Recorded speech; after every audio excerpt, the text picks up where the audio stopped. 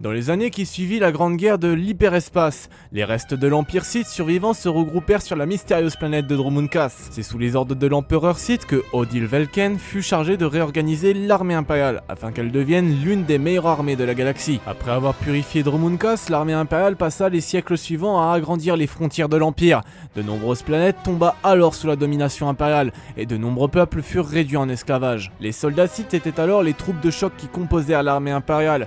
Avec leur apparence très reconnaissable ainsi équipés de leurs armures sombres et menaçantes, les soldats Sith ou soldats impériaux étaient l'exact inverse des soldats de la République qui arboraient une armure blanche. Les soldats de l'Empire prirent part à de nombreux conflits, les conquêtes de l'Empire Sith ou bien plus tard la Grande Guerre Galactique, où les soldats impériaux ont démontré leur puissance en écrasant la République durant plusieurs batailles. Au sein de l'Empire, l'individualité était très peu mise en avant, voire inexistant.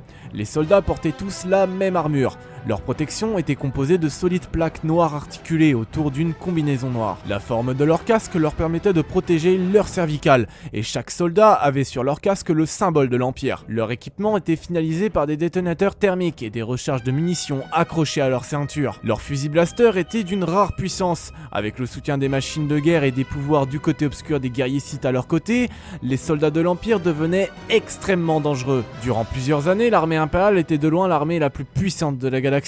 Cette dernière n'avait aucun mal durant la guerre froide à mater les mouvements de résistance anti-empire. Mais quand la guerre galactique commença, la République jusque-là affaiblie parvient à contre-attaquer en infligeant de terribles pertes aux forces impériales. Cette guerre éprouvante et violente laissa les deux camps très affaiblis. C'est finalement l'invasion de l'Empire éternel qui eut raison de l'armée impériale, déjà bien touchée par la guerre galactique.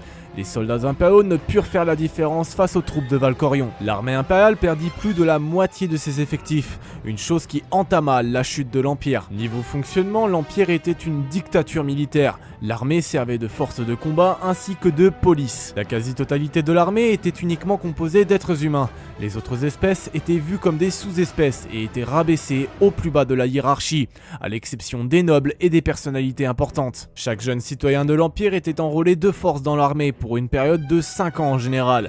Il était dans l'obligation de chaque famille de fournir à l'armée au moins un jeune de chaque génération. À leur arrivée dans l'armée, les jeunes recrues recevaient leur combinaison ainsi que leur armure, accompagnée de leur propre arme de combat. Un numéro d'identification leur était tatoué à leur arrivée sur leur poignet, un moyen facile de les identifier en cas de décès. Enfin, chaque jeune recrue devait prêter serment et jurer de servir l'Empire. Durant leur entraînement, chaque soldat était endoctriné à haïr tous les ennemis de l'Empire. Concernant la composition globale de l'armée impériale, celle-ci était divisée en divers sous-groupes. Ainsi, nous retrouvons des équipes composées de 2 à 3 soldats dirigés par un caporal, des escouades composées de 5 à 10 soldats dirigés par un sergent, des sections composées de 50 à 100 soldats dirigés par un lieutenant, des compagnies ou régiments composés de 100 à 300 soldats commandés par un capitaine, des bataillons composés de 700 à 1500 soldats commandés par un major, des brigades composées de 5000 à 7500 soldats commandés par un colonel, des divisions composées de 20 000 à 40 000 soldats commandés par un général, et enfin des armées composées de plusieurs centaines de milliers voire millions de soldats